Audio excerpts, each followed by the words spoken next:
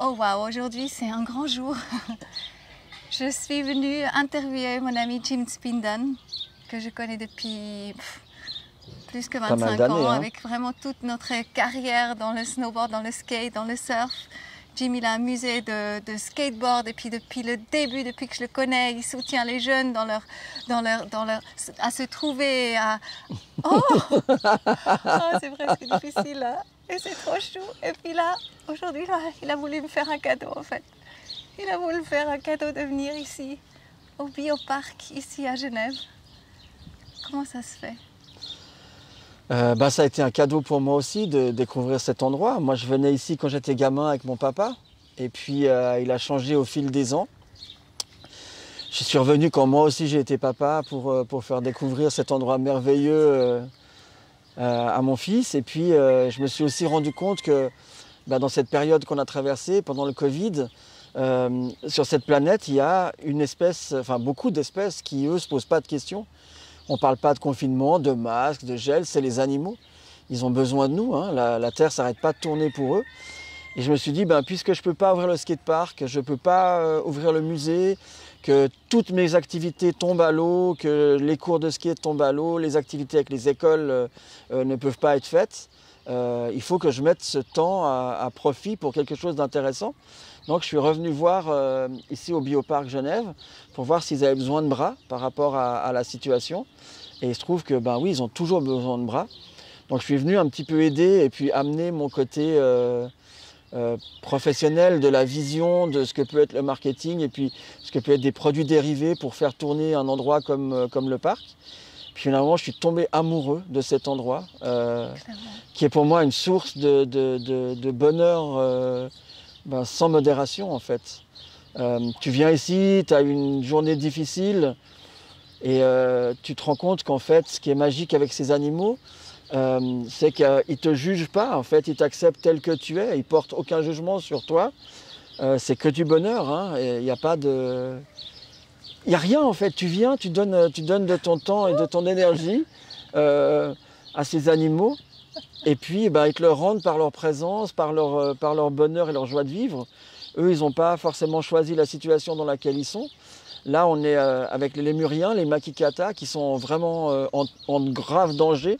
Ils sont en voie d'extinction et ils sont vraiment menacés par la déforestation, par la culture du riz. Et du coup, ils sont là pour qu'on prenne soin d'eux. Ils sont dans cet enclos, hein, c'est vrai, on est quand même dans un enclos, on n'est pas en liberté. Donc à nous de faire en sorte de leur apporter le plus de choses positives qu'on peut, parce que du coup, on devient responsable de leur santé, de leur bonheur. Et quand j'ai découvert cette reconnexion avec ce monde animal qui est ici au Bioparc, moi, ça m'a amené énormément et ça m'a amené un apaisement, en fait. On le sait, hein, moi, je suis encore dans le ski, dans le snow, dans ces côtés urbains qui sont géniaux. Mais c'est des guerres permanentes pour trouver des budgets avec des marques, entre riders, entre clans, entre crews. Même si c'est super cool, c'est quand même, il y a énormément de tensions. Et quand tu arrives ici, en fait, il n'y en a plus. Tes tensions, elles restent en bas. Une fois que tu as franchi, tu arrives ici et puis, waouh, tu peux te ressourcer vraiment et repartir.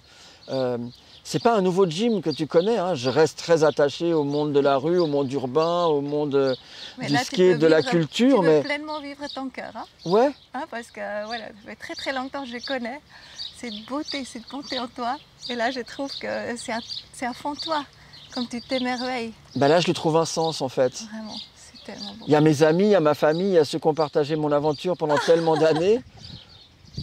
Et puis là, je donne un sens en fait. Moi, j'ai toujours aimé les animaux. Hein. J'ai fait, Coco, tu connais aussi mon côté hardcore tel qu'il peut être. Hein. J'ai fait partie de groupes ultra militants contre la vivisection. Toi aussi, des tatous et tout. Ouais. Toujours, le gars Non, mais dans mon plus jeune âge, vraiment contre la fourrure, contre la vivisection. On a fait des choses aussi pas très légales pour libérer les animaux de laboratoire. Enfin, voilà, ça fait partie de mon passé. C'est quelque chose qui est vraiment loin derrière, mais j'ai toujours aimé ce contact et défendre ceux qui n'avaient pas la parole pour exprimer leur peine et toutes les saloperies, il n'y a pas d'autre mot qu'on peut leur faire sur cette planète. Hein. Et encore une fois, hein, le Covid n'est probablement qu'une autre conséquence de ce non-respect du monde qui nous entoure. Donc ici, je peux le donner et ça a un sens. C'est énorme. Et je voulais t'emmener dans cet endroit précis parce que ben, c'est vrai, les lémuriens, on les connaît tous, on les a vus en photo, dans des reportages. Mais ces petits êtres, ils sont d'une douceur et d'une... Enfin, c'est incroyable de pouvoir être là. Et pour moi, ça a été la première fois où je suis venu au bioparc et qu'on m'a proposé de rentrer dans cet enclos pour les découvrir d'un peu plus près. Ça a été un bouleversement. Je me suis dit, mais tous les animaux sont mignons et voilà, on a tout à apprendre d'eux. Mais regarde-moi ces petits êtres, quoi. C'est douceur, c'est dingue. Sont... Alors j'ai remarqué qu'ils préfèrent les raisins. Ils adorent le raisin. Ouais, c'est leur préféré. Regarde là, je suis très convoitée. Ah, je crois qu'il y a quelqu'un qui veut te parler. Tu veux aussi un raisin? Et même les mamans, hein, on voit ici, il y a une maman avec son bébé. C'est fou d'avoir une maman avec son bébé qui est tellement en confiance, quoi. Franchement, regarde ça, elle a son bébé sur le dos. Et puis, on peut la caresser, on peut... Voilà, et ils sont autour de nous, ils vivent leur petite vie, ils sont heureux. Et puis moi, ça m'apporte beaucoup de partager ça avec eux. C'est magique, quoi. L'énergie là, c'est juste... Merci. Hein. Mais de rien, merci à eux. Merci à vous. Hein. Oh là là, le petit. Et Jim, on veut aussi parler un petit peu de toi, que depuis des années, effectivement, tu te bats en fait. C'est jamais facile pour toi. Non. Mais tu es toujours là. Et tu continues. Ouais. Et j'admire ça en toi. Tu as toujours une vision. C'est toujours la vision de la justice. Donc tu as une vision très claire comment ça devrait être. Et en fait, tu fais ton chemin et tu réussis quand même.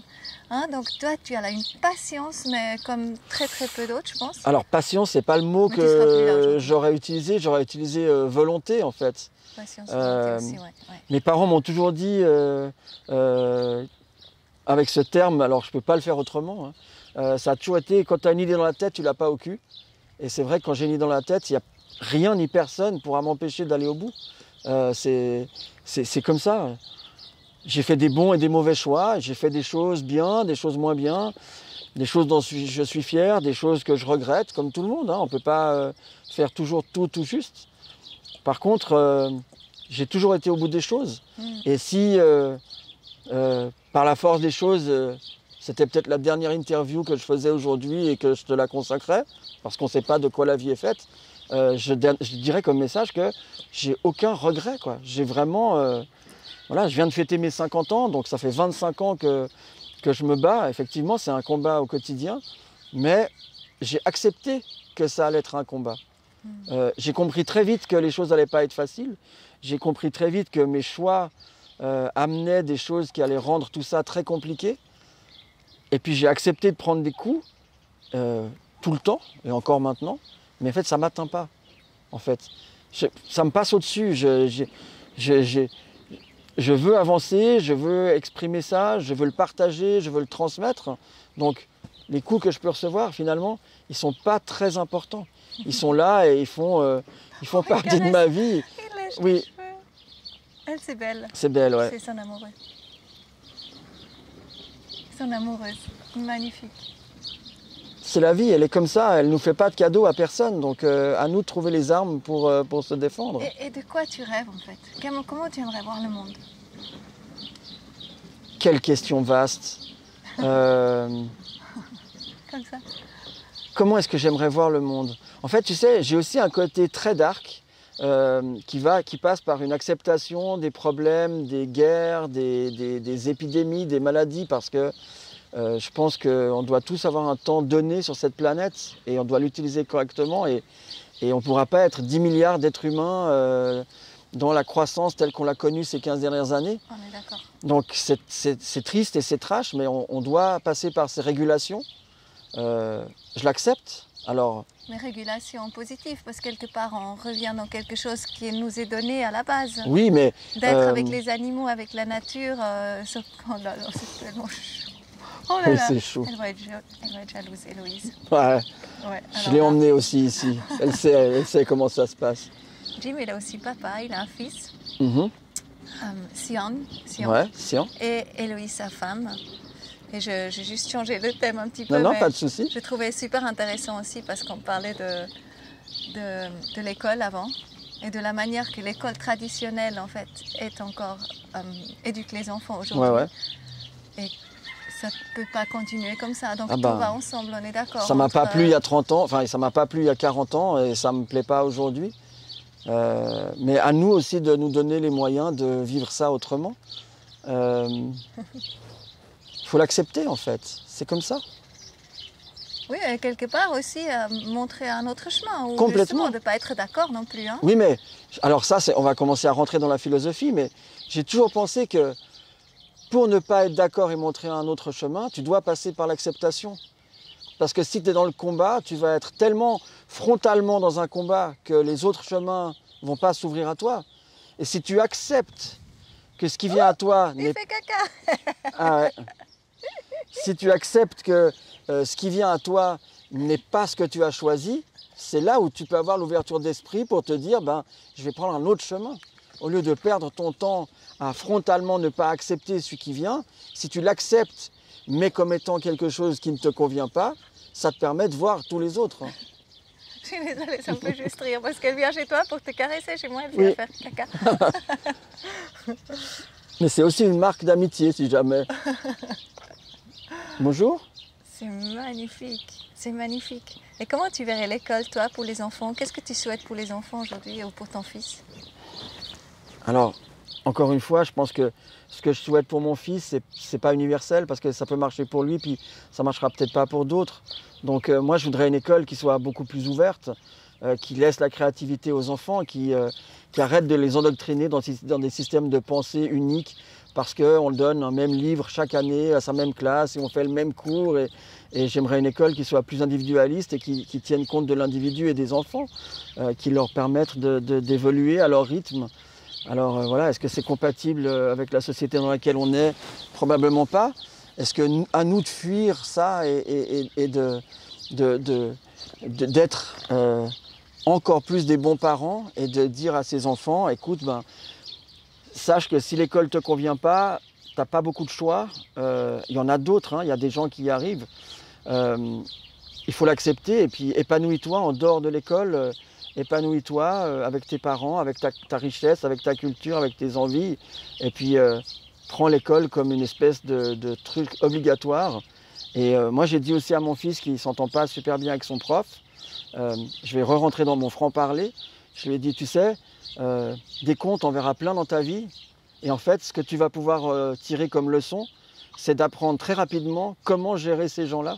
Parce que tu as un prof qui n'est pas très cool, mais tu auras un patron qui n'est pas cool, tu auras un chef qui n'est pas cool, tu auras un supérieur qui n'est pas cool. Parce que dans la vie, il y a des histoires de hiérarchie. À part si ça change, Timmy. Je pense, toi comme moi, quelque part, on croit que ça peut changer. Oui, mais ça va prendre encore des années et des années. Oui, mais on fait tout pour. Oui, on fait tout pour.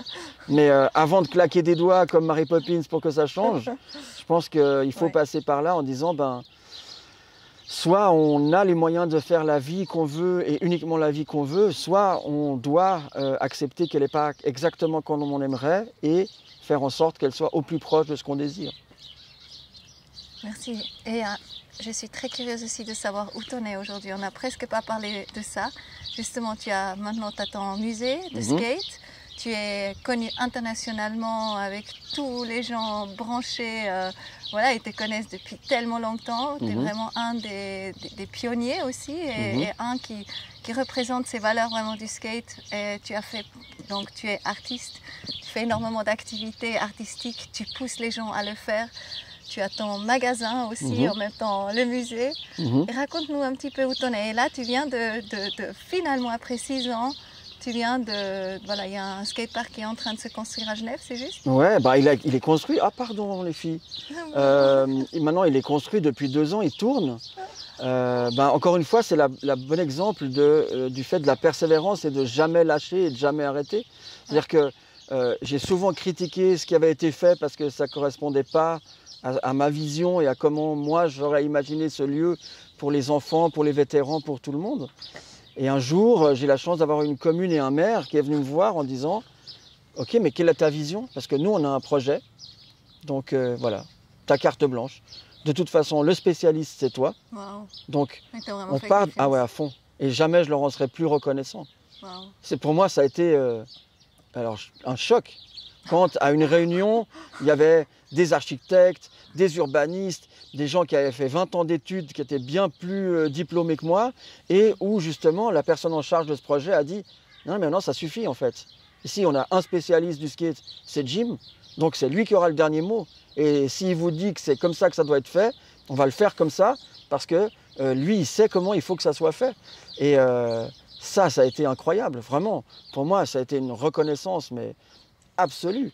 Et l'idée de ce skatepark, c'était justement de l'intégrer dans un lieu public pour que les gens qui sont en dehors de la scène du skate ne passent plus à côté de cet endroit en se disant « Ah, mais c'est moche, il y a du béton, c'est laid », mais qui se disent « Mais c'est joli et intéressant ». Donc on a amené aussi un côté respectueux de l'environnement, respectueux du lieu, parce qu'on savait aussi que par rapport à où il allait être construit, les gens allaient râler parce qu'on passait d'un terrain de jeu pour enfants avec des balançoires à un skatepark. Donc on savait aussi qu'il y avait une bonne partie de la population qui allait être très réticente et pas forcément acquise dès le départ. Donc moi je voulais absolument que ce lieu soit vivant et qu'il amène les gens à une réflexion de se dire, pas de se dire « regarde-moi cette espèce d'espace à délinquants », mais intéressons-nous à ce sport qu'ils pratiquent. Et ça, depuis 2 ans, c'est mission accomplie.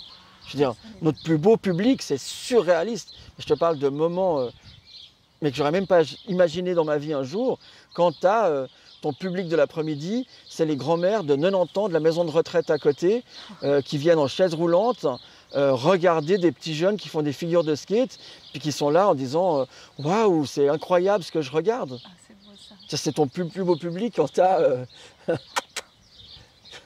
tu as, mes 5 grands-mères pratiquement centenaires qui viennent pour découvrir le sport que tu es en train de mettre en avant. C'est magique. C'est vraiment une réussite. C'est une réussite totale. C'est vraiment une réussite. Ouais. Moi, je te félicite, tu le mérites juste tellement. Merci. Je suis fatigué. Je suis très heureuse et je suis vraiment très heureuse parce que c'est tellement beau quand on se connaît depuis tellement longtemps, on a vécu tellement de choses ensemble. Et là, on se retrouve avec notre passion aussi commune, hein, et c'est magnifique, quoi. Et dans un endroit Ouais. improbable. Ouais. Est-ce que tu avais déjà vu des lémuriens Non. de si près? Non, absolument pas. Qu'est-ce que tu penses de cet animal? Elle est très très amoureuse de toi là. Alors là, Jimmy, je crois que c'est bon là.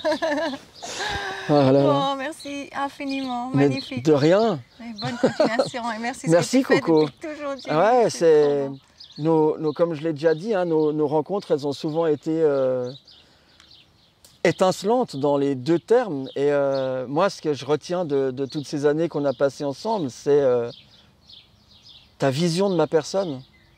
Même si on a pu s'engueuler sur des trucs, même si on était, à l'époque du magazine, on n'était pas toujours d'accord sur les unes, pas toujours d'accord sur les articles. Tu es une des rares personnes qui a su percevoir en moi un certain potentiel et au-delà de ces Vraiment. points de vue divergents qu'on pouvait avoir, qui m'a dit « mais Jim, je te laisse libre en fait. Si c'est comme ça que tu veux le faire, fais-le. Je comprends pas trop où tu veux m'emmener, mais je suis d'accord, fais-le et fais-le comme tu as envie de le faire. » Pour moi, c'était les années que j'ai passées à tes côtés, j'ai appris énormément. Oh. Et à tes côtés, même si j'ai mon côté punk, rebelle, tatoué, marqué par la vie, défoncé par le sport, j'ai appris, à tes côtés, j'ai appris la sagesse. Et je suis heureux, je te retourne ça. Voilà, Ah oui. ça peut être un tout petit peu plus compliqué parfois.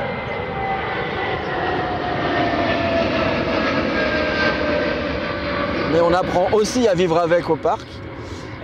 J'ai appris à tes côtés ce recul en fait, de dire mais ça sert à rien, il faut percevoir les gens tels qu'ils sont et soit on les accepte comme ils sont, soit ça sert à rien de se prendre la tête et de ne pas les accepter. Et ça c'est quelque chose que tu m'as appris et dont je serai éternellement reconnaissant pour ça, de tout ce que tu m'as appris et surtout la patience que tu as eue avec moi. Parce que je sais, hein, je veux dire, je suis pas en train de faire une thérapie, mais je sais à quel point je pouvais être difficile et compliqué. Et comme tu le disais en intro, quand j'ai une idée dans la tête, elle n'est pas ailleurs. et je lâche rien, y compris avec les gens que j'aime et que j'apprécie. Et je lâche rien. Et ça a aussi son mauvais côté qui peut être difficile pour mes interlocuteurs. C'est juste aussi. Ouais, mais c'est difficile quand tu es en face. Et je me rends bien compte, ça c'est autant une qualité qu'un défaut de dire non, non, mais allez tous vous faire foutre, je lâcherai rien. Tu l'as souvent fait. Hein? Ouais. Ouais. Et tu m'as accepté comme tel. Et c'est pour ça que vraiment, je suis éternellement reconnaissant pour ça. C'est énorme, merci. Mais de rien, merci à toi. Jimmy, merci.